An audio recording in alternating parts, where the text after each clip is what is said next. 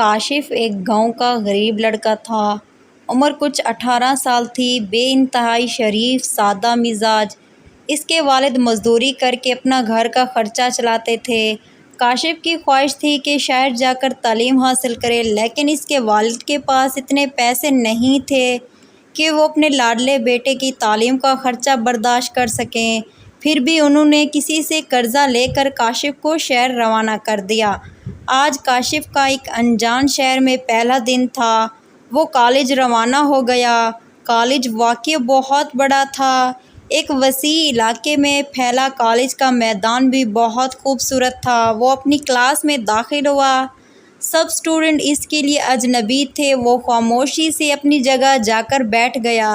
آج پہلا دن تھا اس کے لیے۔ سر نے اپنا تعارف کروانے کے لیے کہا۔ سب سے آخر میں کاشف نے اپنا تعارف کروایا۔ اس کی پرسنٹیج پوری کلاس میں سب سے زیادہ تھی اور دوسرے نمبر پر ایک لڑکی تھی جس کا نام صلا تھا۔ 6 مہینے بعد سیمسٹر ایگزامز شروع ہو گئے۔ چونکا کاشف ایک ہونہار طالب علم تھا، اس لیے اس نے بار بھی سیمسٹر ایگزام میں ٹاپ کیا اور صلا اس بار بھی دوسرے نمبر پر آئی تھی۔ صلا بھی بہت شریف، سنجیدہ اور ہونہار لڑکی تھی۔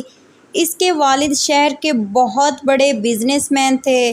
چونکہ کاشف اور صلا کا مزاج ایک جیسا تھا، اس لیے کاشف اسے پسند کرنے لگا، لیکن اس میں یہ ہمت نہیں تھی کہ وہ صلا سے کچھ کہہ پاتا، اور دوسرا ڈر یہ تھا کہ وہ ایک غریب گھر سے تعلق رکھتا تھا جبکہ صلا ایک امیر بزنس مین کی لڑکی تھی۔ صلا کے والد کا نام محمد نذیر تھا، جو شہر کے بہت بڑے آدمی تھے۔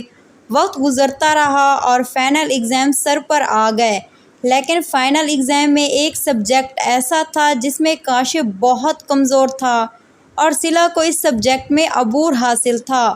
چونکہ کاشف فیل نہیں ہونا چاہتا تھا، اس لیے اس نے بہت ہمت کر کے صلا سے کہا، صلا مجھے آپ کے نوٹس چاہیے، میں بعد میں آپ کے نوٹس واپس کر دوں گا۔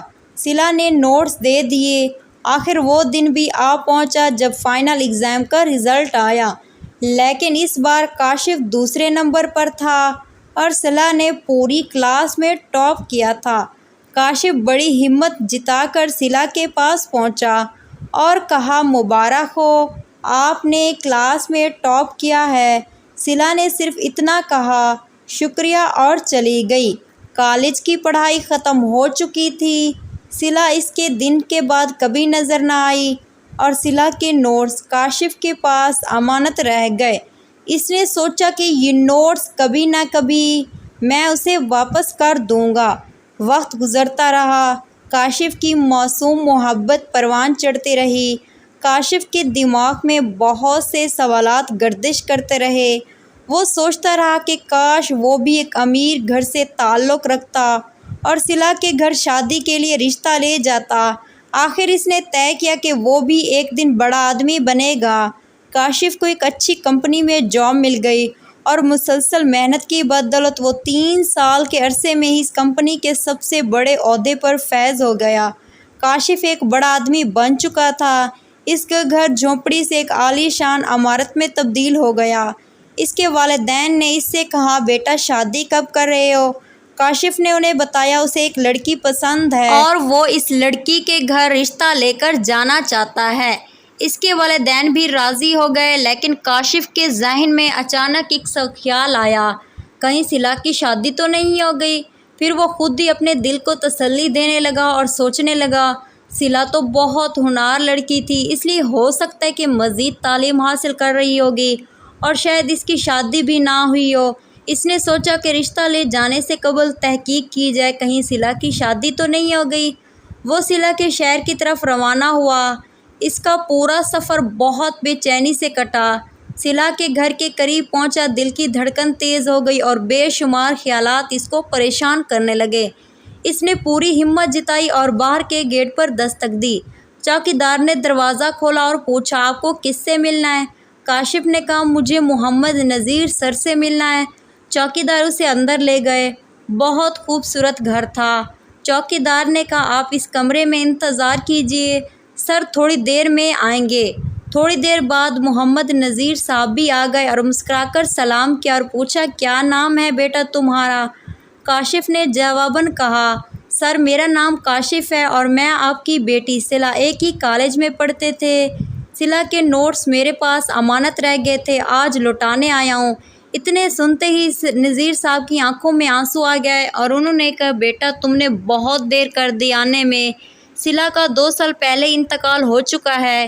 اتنا سنتے ہی کاشف کی آنکھیں پھٹی رہ گئی، لیکن خود کو سنبھالا اور کہا سر یہ کیسے ہوا؟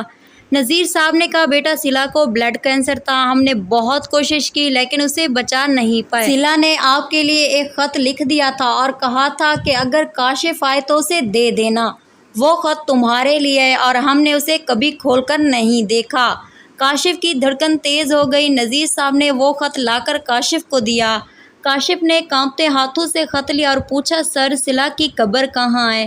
نذیر صاحب نے بتایا پاس کے قبرستان میں بڑے نیم کے درخت کے پاس صلہ کی قبر ہے۔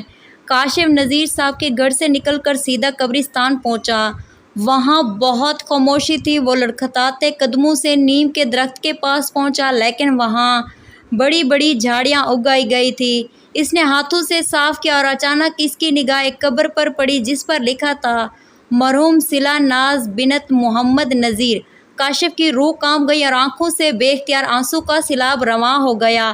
وہ زمین پر بیٹھ گیا اور جیب سے خط نکال کر پڑھا جس پر لکھا تھا کاشف جب یہ خط تم پڑھ رہے ہوگے تو میں اس دنیا میں نہیں رہوں گی۔ کاشف میں جانتی ہوں تم مجھ سے بہت محبت کرتے ہو، تم نے کبھی مجھ سے نہیں کہا لیکن یہ میرے دل نے محسوس کر لیا۔ سنو کاشف میں بھی تم سے بہت محبت کرتی ہوں لیکن میں مجبور ہوں، مجھے بلڈ کینسر ہے، میرے پاس زیادہ وقت نہیں ہے، تمہاری خاموش اور معصوم محبت میرے ساتھ رہے گی۔ سنو کاشف مجھے معاف کر دینا، میں تمہیں کبھی بتا نہیں پائی مجھے تم سے کتنی محبت ہے، میرے لیے ہمیشہ دعا کرنا۔ سنو کاشف میں تو مر جاؤں گی لیکن میری محبت ہمیشہ زندہ رہے گی۔ محبت تو نہیں مرتی نا کاشف، میں محبت زندہ رہتی ہے، ہاں زندہ ہی رہتی ہے۔ کاشف اپنا خیال رکھنا، الوداع۔ کاشف پھوٹ پھوٹ کر رونے لگا، بہت دیر تک قبر کے پاس بیٹھے رہا اور شام کے وقت اپنے دل میں صلہ کی معصوم محبت اور اپنی سرخ آنکھوں میں آنسو لیے گھر لوٹ آیا۔ کاشف گھر پہنچا تو اس کی آنکھیں بہت زیادہ سرخ ہو گئی تھی اور وہ بخار سے تپ رہا تھا۔ اس کے والدین نے پوچھا کیا ہوا؟ صبح تو آپ کی طبیعت ٹھیک تھی۔ جب اس کی طبیعت ٹھیک ہو گئی تو پھر اس کے بابا نے پوچھا بیٹا پھر ہمیں کب لے کر جا رہے ہو؟ اس لڑکی کے گھر رشتہ لے ہے۔ کاشف کی آنکھوں سے پھر سے آنسو جاری ہو گئے۔ پھر اس نے اپنے ابا جان کو بتایا کہ اس لڑکی کی ڈیتھ ہو گئی ہے، اس کو بلڈ کینسر تھا، 2 سال پہلے وہ اس دنیا سے چل بسی ہے۔ یہ کہتے ہوئے کاشف کی آنکھوں سے پھر سے آنسو جاری ہو گئے۔ اس کے باپ نے اسے تسلی دی اور کہا کہ بیٹا ایک نہ ایک دن ہمیں بھی جانا ہے، آپ دعا کریں کہ اسے اللہ تعالیٰ جنت میں اعلیٰ مقام عطا فرمائے۔ کاشف صلہ کا روزانہ خط دیکھتا اور بہت زیادہ روتا۔ اسی طرح اس کی طبیعت خراب ہوتی جا رہی تھی۔ اس کے والدین نے اس کا حل ڈھونڈا اور پھر کاشف کی شادی کر دی۔ کاشف کی شادی کو 2 سال گزر چکے ہیں اور وہ اب بھی ہر روز اس خط کو پڑھتا ہے اور کبھی کبھار صلہ کی قبر پہ بھی جاتا ہے۔ پھر کاشف کی ایک بیٹی پیدا ہوئی اور وہ اس کا نام صلہ رکھتا ہے اور آہستہ آہستہ کاشف اپنی زندگی کی طرف واپس لوٹ آتا ہے۔ اس طرح کی مزید اچھی کہانیاں دیکھنے کے لیے آپ سے گزارش ہے کہ ہمارے چینل زبردست اردو سٹوری کو لازمی سبسکرائب کریں۔ شکریہ۔